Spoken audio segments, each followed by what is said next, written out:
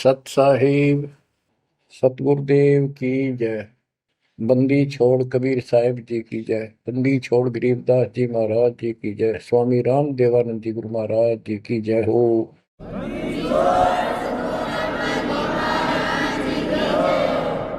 सर्व संतों की जय, सर्व भक्तों की जय, धर्मी पुरुषों की जय।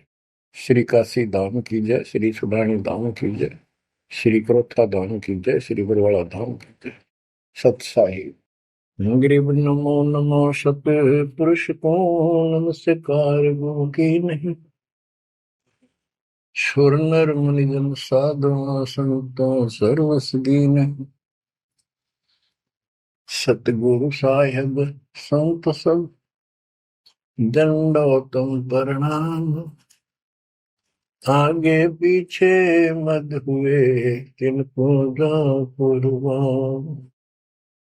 बच्चों, धन्य है आपके माता पिता जिससे जन्म हुआ। धन्य है आपके पिछले जन्मों की भक्ति और संयम। उसी के परिणाम स्वरूप आज आप परमात्मा की शरण में आए हो। लख वर्षूरा जूझ ही लख वर्षा मध्य लख वर्ती जहान में तो सतगुरु से मांगे। भावार्थ है कि आप इतने अच्छे धर्म कर्म वाले व्यक्ति रहे हो, लेकिन मोक्ष नहीं मिला। मोक्ष न मिलने का कारण परमात्मा पे अविश्वास रहा। जिस भी धर्म जब जाति के अंदर हम जन्मे, हम उन्हीं क्रियाओं को उत्तम मानते रहे।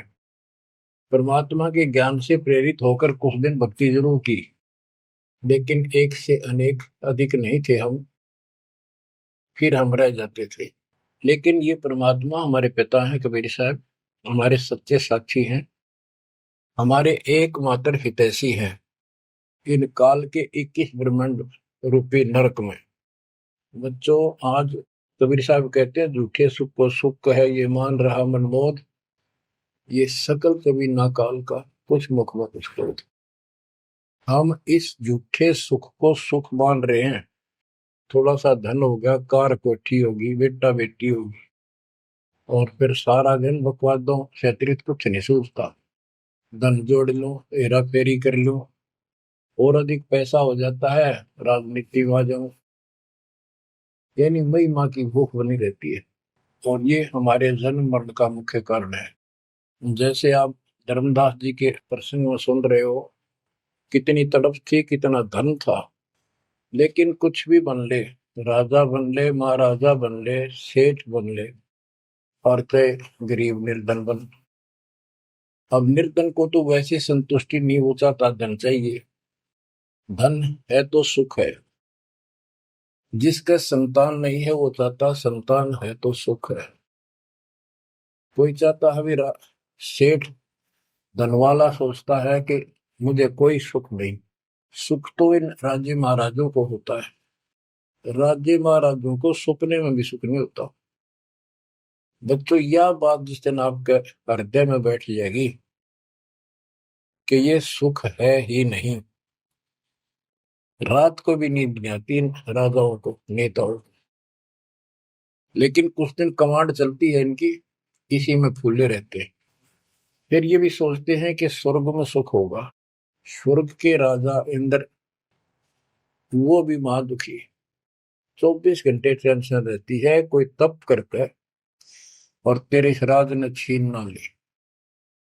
स्वर्ग का राजा नीचे यज्ञ करके या तप करके बनता है, और उसमें एक शर्त होती है कि तेरे शासन के दौरान, तेरे शासन काल में यदि कोई पृथ्वी पे ऐसा तप कर लेगा जो खंड ना हो, कुछ समय निर्धारित है, और 100 अश्वमेध यज्ञ निर्बाध कर गया, तो तेरी पदवी को छीन लिया जाएगा, उसको ये पद दिया जाएगा। तो बच्चों, उस राज को बनाए रखने के लिए इंद्र कति हद भी पार कर देता है, अति कर देता है, इज्जत बेइज्जती का सवाल भी नहीं रहता।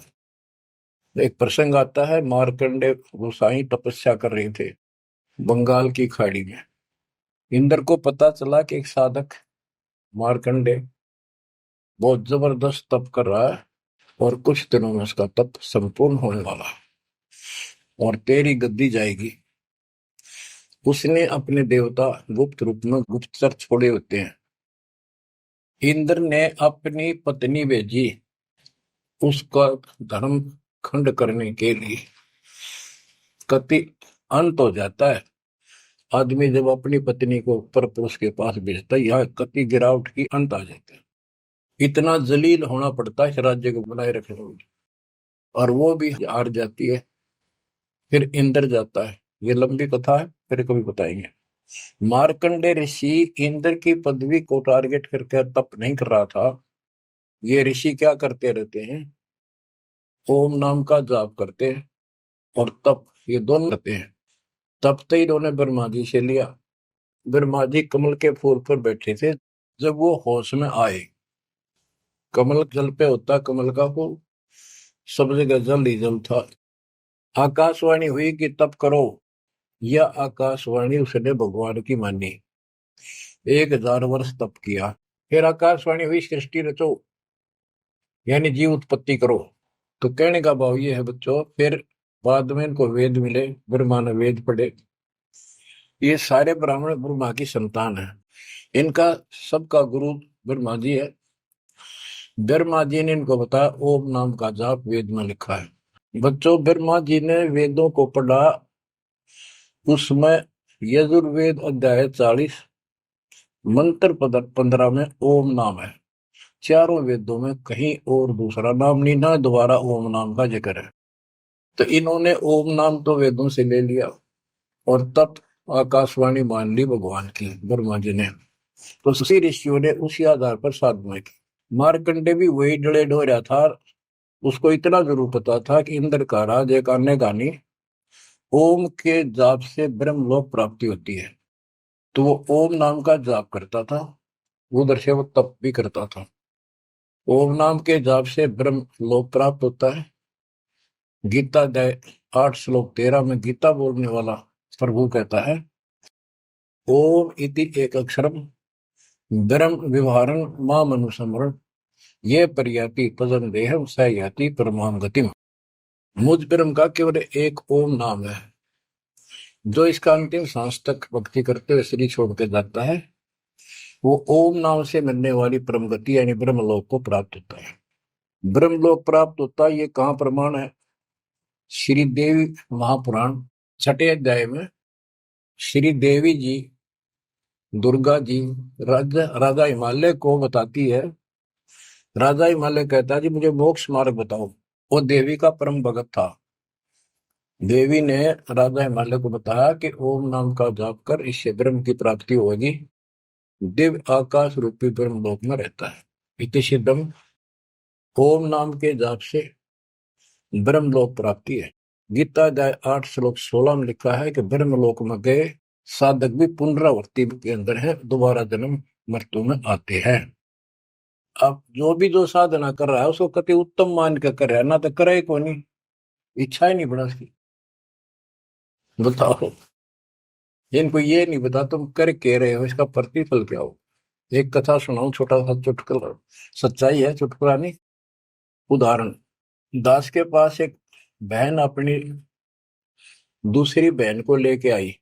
उसका पति शराब पिया करता और रोज पीटे, झगड़ा रखे। तो जो लेके आई थी उसका पति भी इतना नालायक था। परमात्मा ने दया करी, वो सुधर गया और तगड़ी भक्ति करने लग गया, खूब सुधर गया, चर्चा होगी गांव में। तो वो बहन बोली जी मैं तो अपनी बहन को देख के आई हूँ, इसके तो सारे सुख हो गए। मैं बेटी आपके भी हो गए, आपको ये हमारी मर्यादा का पालन करना पड़ेगा। वह बोली जी मैं ये व्रत ना छोड़ दूं, 16 शुक्रवार के व्रत करती हूँ। 16 शुक्रवार के व्रत करने हैं, वो तो 5-6 हुए हैं मेरे। मैं बोला हमारा नाम लेना बेटी, वो सब त्यागने पड़ेंगे। ये व्रत रखती किस उद्देश्य से है, क्या लाभ होगा आपको? फिर पता लगा, बताई थी किसी ने, अगर तेरा पति शराब छोड़ देगा। मैं बोला पहले 16 शुक्रवार व्रत के प्रतिफल बताऊं के उसे, इसका लाभ क्या है। ये आन उपासना, ये डले ढोने वाले क्या बताते हैं कि एक बहन का पति परदेश में गया था और वो 2-3-4 साल तक आया नहीं। उसने किसी ज्योतिषियों से दिखाया, पतरे हाथ दिखाए, किसी ने बता दिया कि तेरा पति तुझे भूल चुका है, तेरी याद नहीं रही है, माता संतोषी के व्रत रख 16, तेरा पति वापस आ जाएगा। उसने व्रत रखने शुरू किए, शुक्रवार के 16वें दिन, 16वें व्रत वाले दिन वापस आ गया। ये है इसका फल। और मैं बोला तेरा पति रोज आवे रोज कुटे, गड्ढेगी तू इस बता के, फूकेगी इन व्रत तक, बुद्धि कान रखेगी तुम्हारी। तंते रखना नहीं चाहिए, 2-4 दिन ना हो तो बढ़िया, पिटाई देना हुआ। कहने का भाव यह बच्चों, इन गुरुआ गांव बिगाड़े संतो गुरुआ गांव बिगाड़े, ऐसे कर्म जीव का लागिए कीव जड़े नहीं जाड़े। तो मार्कंडे ऋषि इंद्र से कहता है, इंद्र तू इंद्र की पदवी छोड़ दे, अगले जन्म में गधा बनेगा। इंद्र कहता जी फेर की फेर देखी जाएगी, तो मौज करने दो। बता, हमारी बुद्धि यहां तक सेट हो चुकी है। फेर के देख तेरे पास तो कुमार देखेगा, कड़म मारेगा लठ, 2.5 मिनट का धरेगा समान कमर पे। मार्कंडे ऋषि उसको कहता तू मेरे वाली साधना कर ले, तुझे ब्रह्म लोक पहुंचा दूंगा। बच्चों, वो कहते हैं ना, बेड की लात गुडने तले तले, ये कहीं जा लो, इनका ये इतना ज्ञान है, इतनी इनकी अंतिम भक्ति है। अब प्रसंग चल रहा है धर्मदास जी का। ये जड़े धर्मदास जी ने खूब डो लिए थे, और जब आंख खुली, होए होए होए, अब परमात्मा उनको छोड़कर चले गए। दोनों पति पत्नी देखते ही रह गए, आंखों में आंसू टपक रहे थे। ओझल हो गए भगवान जब गली से अंदर आए, रागा खूब रोए अंदर बैठ के, ताकि पता नहीं आऊंगे कि ना आऊंगे ना, ये गांव नाम बताते। ये भी कमाल हो गया। परमात्मा कराते आए तो धर्मदास जी ने बोले खुशी मनाई, चरण पकड़ के बहुत कुछ प्रश्न उत्तर किए। आखिर में कहने लगे धर्मदास जी, हे प्रभु अवगत कला तुम्हारी, हम है कीट जीव वे बिचारी, सत्य लोग तुम वर्ण सुनावा, शोभा पुरुष अनसन सत भावा। हे परमात्मा, आपने सतलोक बताया, आपने परमात्मा की शोभा बताई, रहने वाले हंसों का भी बड़ा गजब का सुख बताया। कैसे न देश राज व आही, चित इच्छा प्रभु देखन ताई। कि वो कैसा देश है, कैसा लोक है, मेरा मन करता है उसने देखो। परमात्मा बोले धर्मदास ये निर्घनी काया, निर्घनी ये बेकार, इसमें डंगा भरा पड़ा, काम क्रोध लोभ विष्टा थूक ब्लड टट्टी पेशाब, इसमें कैसे दर्शन हो उस भगवान के। मैं जो बताता हूं तू ऐसे भक्ति शुरू कर दे, और जब शरीर छोड़ के जाएगा तो आपको परमात्मा के दर्शन हो जाएंगे। वहां सतलोक भी देखिए, वहां सारे अपने बहन भाइयों में खुशी करे ना। धर्मदास ये निर्गनिकाया, ये तन पुरुष दर्श के में पाया, इस तन में भगवान कैसे दिखेगा। तन ठीक का जब पूरा हो भाई, सतलोक तो देखो जाए। जब ये तेरा शरीर का समय पूरा हो जाएगा जीवन, फिर इसको छोड़ के सतलोक देख लिए जाके। धर्मदास के चरण हो रहा, हे प्रभु दर्शा मिटाहो मोरा, शरण टेक प्रभु विनय हो ही, पुरुष दर्श बिन कल नहीं मोही। दोनों चरण पकड़ के धर्मदास ने बोला, ये भगवान एक में दिखा दो, मेरी यह भगवान के दर्शन की प्यास मिटा दो, उसके दर्शन बिना मुझे एक पल भी चैन नहीं होगी। परमात्मा बोले, भाई मैं ही हूँ प्रभु, सारी सृष्टि का मालिक मैं हूँ, मैं आपका गुरु हूँ। दीक्षा दी धर्मदास जी को मेरे, मैं आपका गुरु हूँ, मैं आपका भगवान हूँ, मैं सत्पुरुष हूँ, और मेरा ही नाम कबीर है। लेकिन उसके आवाज समझ में नहीं आई, और बार बार यही कहने लगा, भगवान के दर्शन करा दे, भगवान के दर्शन करा दो। जब मेरी आत्मा मानने गई। बच्चों विचार करो, पहले हम किसी की भी भक्ति शुरू कर दी, राम की, कृष्ण की, शंकर भगवान की, विष्णु भगवान की, किसी की भी, और सब स्वर्ग बताया करते। कदे मैं क्या अगला स्वर्ग दिखाओ, हमने जब मानूंगा। पर जब ठीक ठिकाना आता है, ये मन अड़ियल घोड़े की तरह अड़का खड़ा हो जाता है। तीसरे केवल बकवाद करवानी, अच्छे राह पर लगते समय सौ बाधा पैदा करता है। ये मन अड़ रहा था। गुप्त भय प्रभु अविगत ताता, धर्मदास मुख आवन बाता। जब इतनी जिद करी परमात्मा अंतर ध्यान हो गया और धर्मदास वो खोले रह गया, ना हाँ करे ना बोले, या के बड़ी क्या कहने लगा, मैं मतिहीन कुमती मोहि लागा, मोहि समकोल है जग में बागा, मैं मूर्ख प्रतीत न कीना, अस साहिब के मैं नहीं चीने। अब कौन विधि दर्शन पाऊं, दर्शन बिना मैं प्राण गवाऊं, चरणोदक बिन करुण अग्रासा, तदो शरीर कह धर्मदासा। अब क्या कहता है, मैं बड़ा निकम्मा, मैं दुष्ट आत्मा, मतिहीन, कितना मुंह ला लिया भगवान ने मेरे को, और देख मैं कितनी इज्जत कर गया, मेरे जैसा निर्भाग धरती पर नहीं। मैं मूर्ख, मैंने भगवान पर विश्वास नहीं किया, फिर वो बुरी तरह। इस मन की यह गंदी आदत है। अब कौन विधि दर्शन पाऊं, दर्शन बिना मैं प्राण गवाऊं, चरणों तक बिन करो न ग्रासा। जब लगूं के चरण धोकर नहीं पी लूंगा मैं, अन्न नहीं खाऊं, तजो शरीर कह धरदासा, नहीं तो मरूंगा। दिवस सात लग अन्न न खावा, भजन अखंड नाम लो लावा। जो नाम दिया था उसमें डट कर भक्ति करता रहा, ना कुछ खाया ना पिया। सातवें दिन पर वो प्रगट दिखाए, धर्मदास पद गए उकलाए।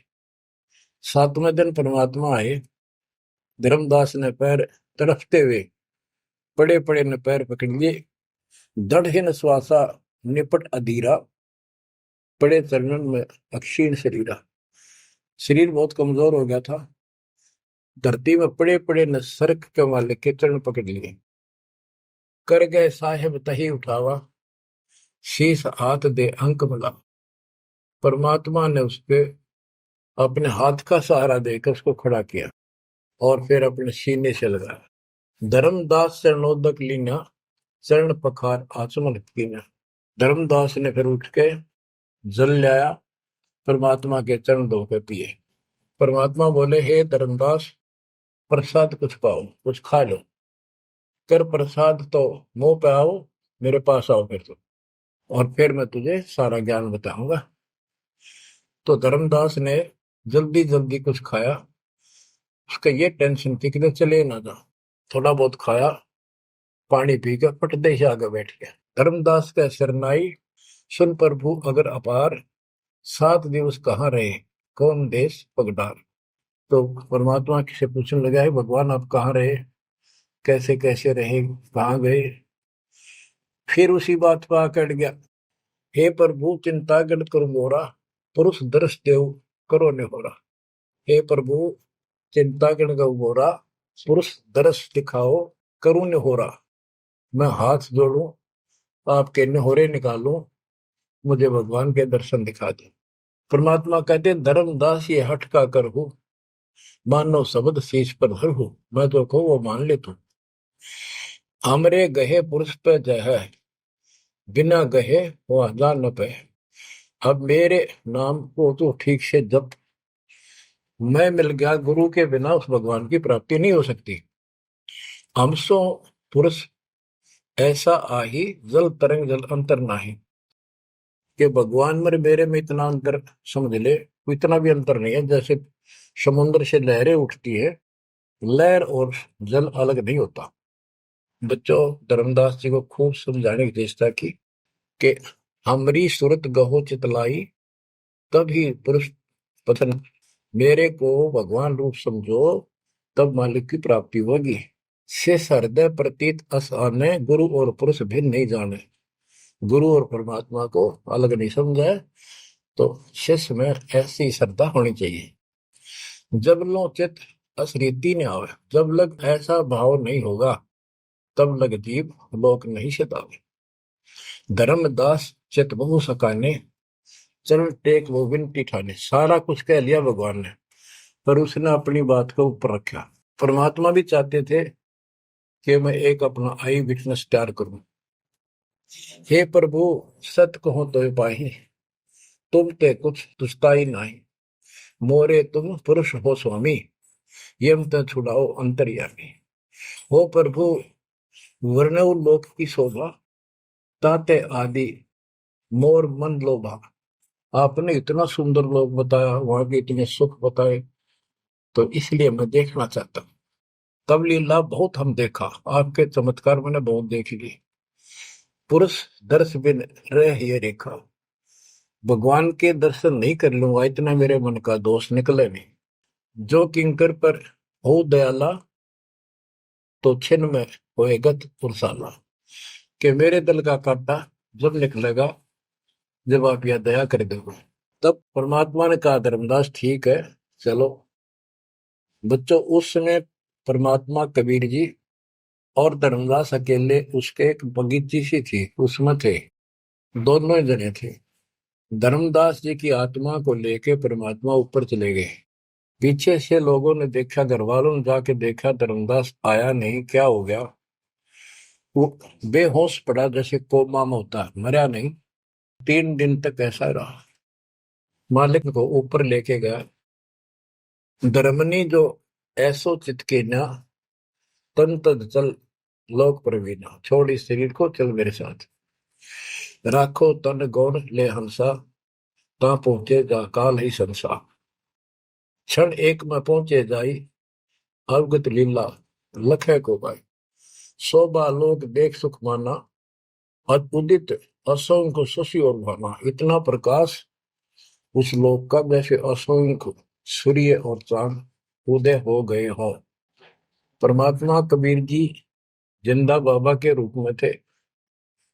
जब सतलोक में पहुंचे और जब उस परमात्मा के महल के सामने सतलोक में संतरी खड़ा था, परमात्मा बोले, भाइयों मृतलोक से एक हंस आए हैं, धर्मदास इनका नाम है, और इनको वह परमात्मा के दर्शन कराओ सतपुरुष के। द्वारपाल ने एक और भगत को बुलाया और कहा, इनको सतपुरुष के दर्शन करा के लाओ, महल में ले जाओ, दरबार में। जब वो लेके चला धर्मदास जी को, बहुत से भगत और आगे हंस हंसनी, यानी जैसे यहाँ भगत कहते हैं वहाँ हंस कहते हैं, भगतमती कहते हैं, वहाँ हंसनी कहते हैं। हंस का अर्थ है, हंस एक पक्षी है जो बुगले जैसा होता है, कति सेम टू सेम, लेकिन उसका गुण ये होता है वो मांस मच्छी नहीं खाता, भूखा मर जाएगा, केवल मोती खाता है। अर्थात संत भगत वो होता है जो सब बकवाद छोड़ दे, केवल राम नाम के मोती सेवा सुमन दान करे, उनको हंस कहते हैं। तो काफी हंस इकट्ठे होकर आगे भगत और हंसनी भगतमती। बच्चों जैसे दास बताता रहता है, जो बच्चे स्कूल में सुख लेना चाहते हैं और वहां बकवादों में लगे रहते हैं, वो सदा दुखी होते हैं। अपनी पढ़ाई पूरी करके बढ़िया नौकरी मिल जाए, फिर नाचो गाओ, वहां सुख लो सारा। नाचने गाने का मतलब यहाँ पृथ्वी लोक पर रहना नहीं। भाव ये है कि जब आप सतलोक चले जाओ तो वहां मौज करियो सारी। यहाँ काहे का नाचना और कित का गाना, एक पलक में पता नहीं क्या हो जाए।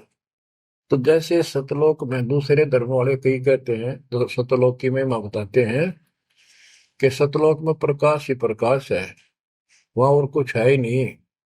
वो आत्मा उसमें ऐसे मिल जाती है जैसे बूंद समुद्र में। ये पूरा राधा स्वामी पंथ, सच्चा सौदा वाले, सरसा वाले, गुरुदेव वाले और भी सब इस यह रटला रहे, वहां कुछ नहीं है। और आंखों देखा धर्मदास क्या बताता है, वाणी पढ़ता हूं, ये वैसे लिखी हुई है पुराने समय की, शुद्ध नहीं है इतनी, लेकिन अर्थ गजब का है इसका। कहते हैं, जित देखा जगमग झलका ही, देखत हर्षित भय ही भाई। धर्मदास ने जहां देखा इतनी सुंदरता प्रकाश में गजब का नूर चमक, देख देख खुश हो रहा है। द्वारपाल हंस जो रहिया, ता में एक हंस से कहिया, ए हंस तुम जाओ लिवाई, पुरुष दर्श दे आनो भाई। इसको धर्मदास को ले जाओ, परमात्मा के दर्शन करा के वापस यहीं ले आना। चले लिवाए पुरुष तब पैजा, अचानक हंस वो आए तब ही, वहां बहुत से अचानक और हंस आगे वक्त। करत कोलाहल मंगल चारा, शोभा अद्भुत अंग अपारा। ओहो, उनके जो वहां पर भगत आए और भगतनी आई, इतने गजब के सुंदर शरीर देखते ही बने। उनके गले में रत्नों की माला और जगमग दे बहुत गजब का, बहुत सुंदर कपड़े पहन रखे, अमर चीर शोभा धर्माए। अनसन भाल शोभा के वर्णों, धर्मदास कहता है कि उन हंसों के माथे की शोभा क्या बताऊं, बहुत गजब की। रवि करतारों में षोडश चंद्र भाल छिवि लहू, यानी 16 चंद्रमा का प्रकाश हो उनके माथे की, इतनी चमक थी, इतना नूर था। हंस कांति प्रतिरोम प्रकाशा, हीरा मणि उदित रोबासा। उनके शरीर की इतनी गजब की शोभा थी, प्रत्येक की रोम रोम की जैसे हीर और मोती चमक रहे हो। उनके शरीर का प्रकाश षोडश रवि, अनसन छवि मोहा, देह प्राण शुभ अमृत शोभा। उनके शरीर की शोभा 16 सूर्यों के प्रकाश जितनी थी। अब वहां भगवान के दरबार में पहुंच जाते हैं वो लेकर के, सिंहासन से भी देखत मनमोहा। ओहो, सुरती हंस अग्रानी अगाने, सत्य पुरुष सकल देखत अरसाने। वहां लेकर गए नाचते गाते हुए, जब उसने भगवान को देखा, धर्मदास जी ने तरह गजब का प्रकाश, एक रोम शरीर के बाल की चमक, करोड़ सूर्य करोड़ चांद मिला दे। एक रोम रवि शशि कोटि सा, एक रोम की शोभा करोड़ सूर्य और चंद्रमा जैसी। पुरुष प्रकाश सतलोक अंजोरा, ताने पहुंचे निरंजन चौरा। के उस सतलोक का इतना सुंदर प्रकाश है, वहां ऐसी व्यवस्था है कि वहां ये काल निरंजन ये चोर नहीं जा सकता, यानी इसका वहां भय नहीं है। अब सुनो, 4-5 पंक्तियों में कमाल कर दिया। पुरुष कबीर देखा एक भाई, धर्मदास पुन रहे लज्जाई। वहां पर परमात्मा तो सतलोक का मालिक, असंग ब्रह्मांड के तख्त पर सिंहासन पर विराजमान था, वो वही सूरत थी उनके साथ धरती से नीचे से आया था। ओहो, देखो ये तो लिखा कबीर सागर में, ये वो सुना रहा हूं।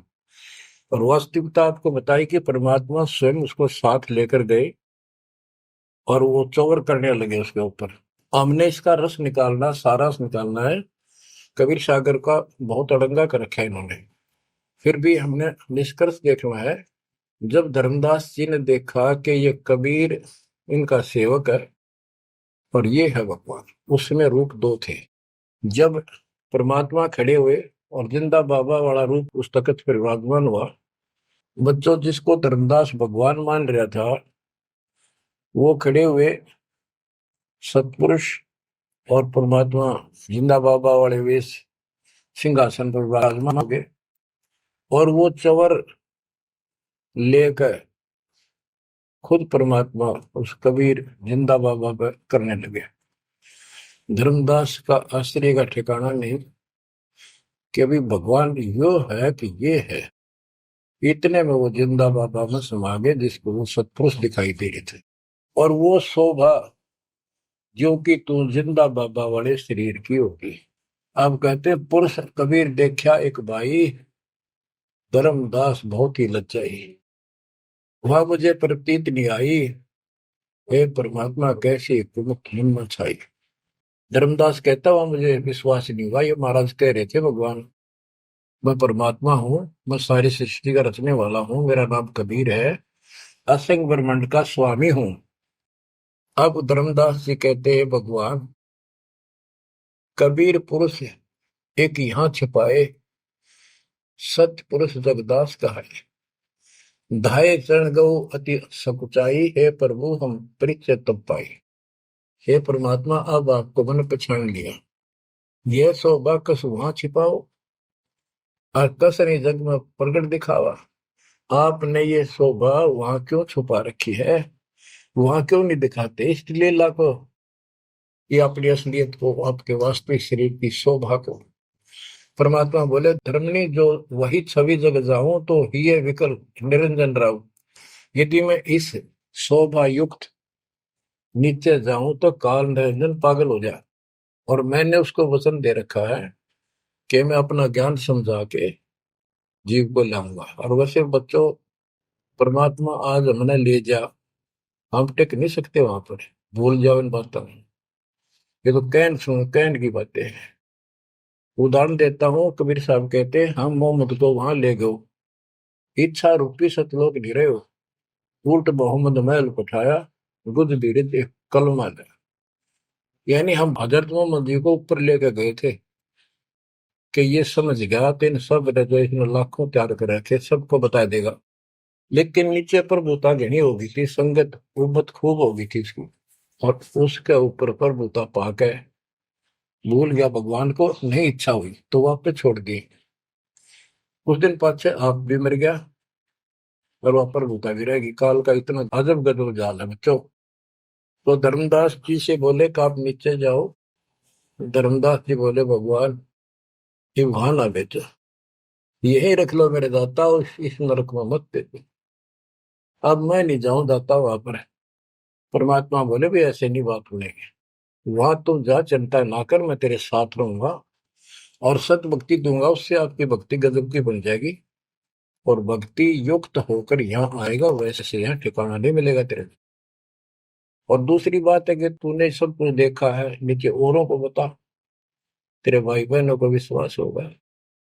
धर्मदास कहता है मोहे राख लियो महाराज, हमसे बिगड़ी है मोहे राख लियो महाराज, हमसे बिगड़ी है, बिगड़ी है महाराज हमसे, बिगड़ी है महाराज हमसे, बिगड़ी है हमें। नांगा लो महाराज काल की नगरी है तुम्हें, ना भेजो महाराज काल की नगरी है। रो बुरी तरह, जैसे किसी ने आग में धकाया करे जबरदस्ती मर तो नौकर राख लो महाराज, हम गंदे इंसान से। अब पता चला उन सारे भक्तों ने बताया तुमने ऐसी गलती करी थी भाई, इसलिए दुख पा रही कि हमने खुद बिगाड़ी अपनी किस्मत, तुम रख लो दाता, ना वे जो मेरे मालिक पैर पकड़ा रोए। परमात्मा बोले भाई ऐसा ना कर, वापस चल और वहां पर मैं तेरे साथ रहूंगा, भक्ति कर, कोई दिक्कत नहीं आने दूंगा मैं तेरे को, चिंता ना करी, तेरे पीछे पीछे न फिरूंगा मैं। और ये सारे ठाठ मैंने दे रखे थे तेरे को वहां पर, निकाल तो सारा कचू मन निकाल दे 1 मिनट में। धर्मदास को फिर हौसला हुआ और तीसरे दिन शरीर में वापस आया। आसपास सारे रिश्तेदार भी आ गए 3 दिन में, सारा गांव क्यों सेठ था, पैसे वाला था, लोग सुगरदे बैठे, ना मरता ना जिंदा, इसका क्या हाल हो गया। परमात्मा ने बताया मैं काशी में हूँ, एक दुल्हे का काम करता हूँ, मेरा नाम कबीर है, मेरा गुरु रामानंद जी है, स्वामी रामानंद, जो वहां के प्रसिद्ध संत हुआ करते थे। धर्मदास जी सचेत हुए, उठे तो देखा चारों तरफ हाहाकार में, चारों जिंदा हो गए तो एकदम खुशी की लहर आ गई। आमने भी रोए तो वो कहने लगा क्या हो गया तुमको। तो बोले आप तो मर गए थे, ना मरो थे ना जियो थे, अचेत पड़े थे, बेहोश थे, हमको टेंशन हो गई थी कि मरेंगे। तब उसको विश्वास आया, नहीं तो स्वप्न मानना वो, ये मन इतना दुष्ट है, इतना उल्टा चल रहा है, जब ठीक ठिकाने की तरफ चलता है जीव, परमात्मा कसर नहीं छोड़ते, ये उसका बाप है। तो तब धर्मदास को विश्वास हुआ रे तेरे की, सचमुच में तो सचखंड गया, सतलोक गया था।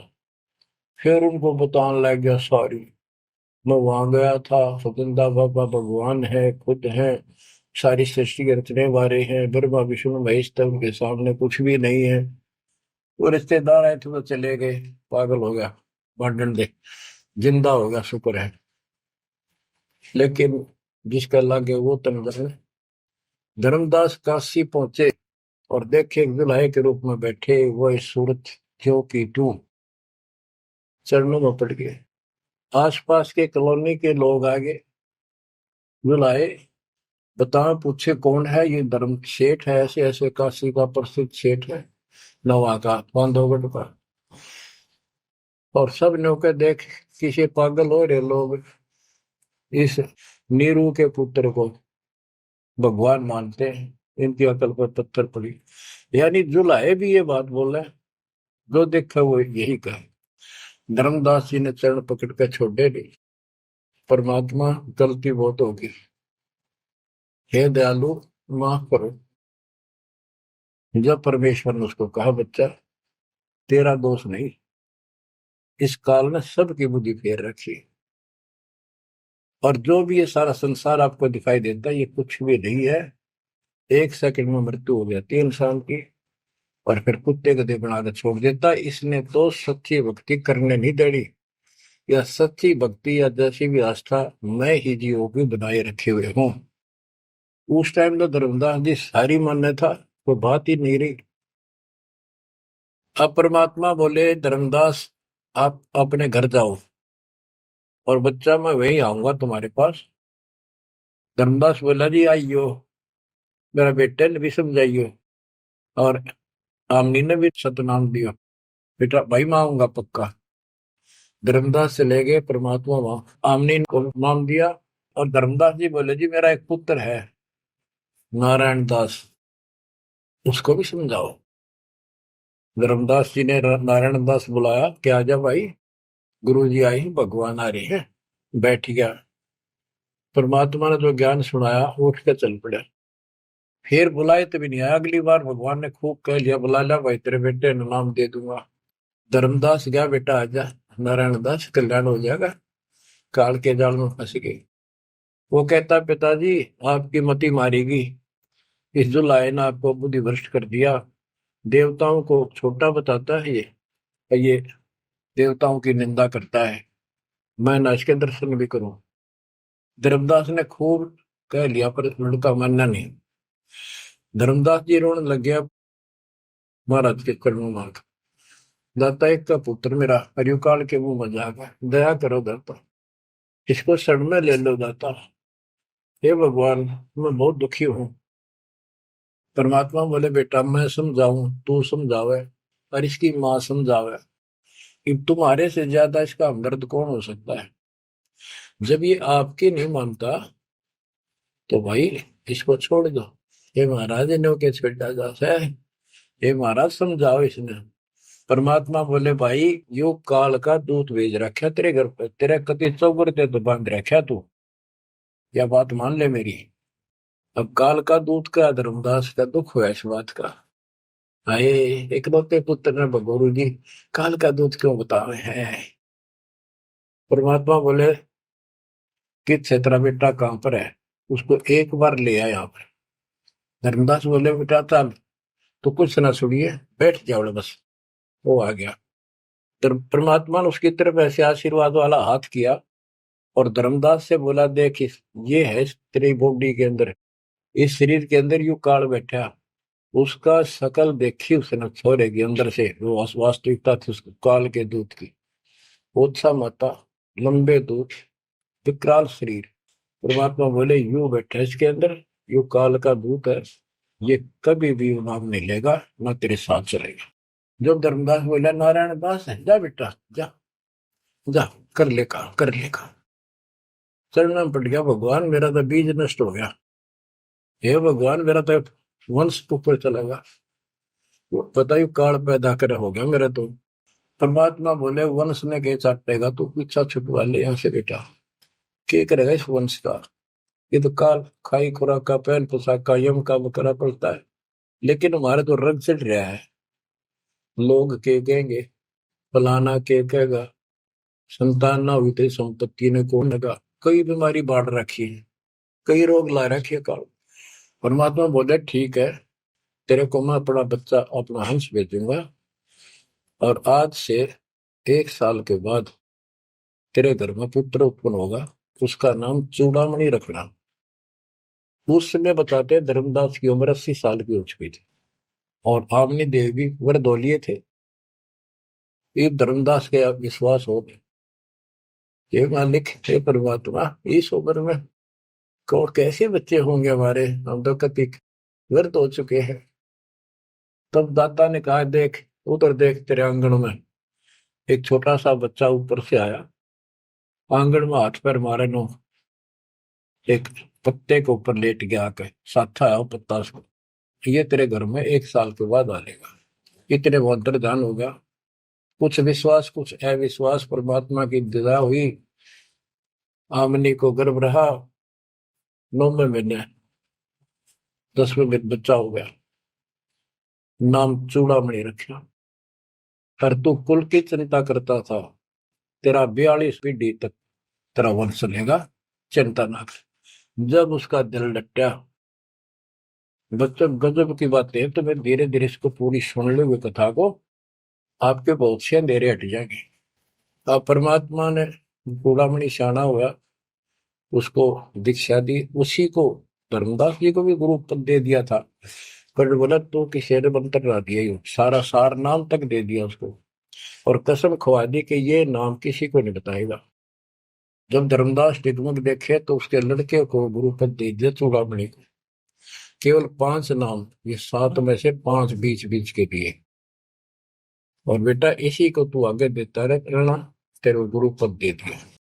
परमात्मा की कोशिश थी, ये मंत्र करते रहेंगे, इनको मनुष्य जीवन मिलते रहेंगे, भगवान की आस्था इनमें बनी रहेगी, कुछ लाभ होते रहेंगे, और इस बिचली पीढ़ी तक जाना था उनको। लेकिन धर्मदास को बता दिया था कि काल मेरे नाम से 12 पंथ चलाएगा, जो सारे गलत साधना करवाएगा, और तेरे वंशज तेरे परिवार वाले 6ठी पीढ़ी में जाके ये असली नाम भी छोड़ देंगे। एक टकसारी पंथ होगा, उसकी साधना शुरू कर देंगे, तो एक आने की नहीं होगी। जो इब सारे धर्मदास वाले दामा खेड़ा वाली गद्दी में वो टकसारी वाले की साधना चल रही है, वो 5 नाम भी गए। फिर धर्मदास रोने लग गया, हे मालिक इनका उद्धार कैसे होगा। तो बोले, मैंने कुल दिया तेरा 42 वंश, तेरे उद्धार उसका होगा जो मैं भेजूंगा, एक संत भगत अपना दास, उससे तेरे पीढ़ी वाले नाम लेंगे या सारा संसार लेगा, सबकी मुक्ति हो जाएगी। बच्चों, परमात्मा की असीम रजा है, आप ये सत्यनारायण कथा सुन रहे हो और सुनते रहो। मुश्किल से ये अमर कथा मिली है सुनने को। मालिक आपको मोक्ष दे, सदा सुखी रखे। सत साई।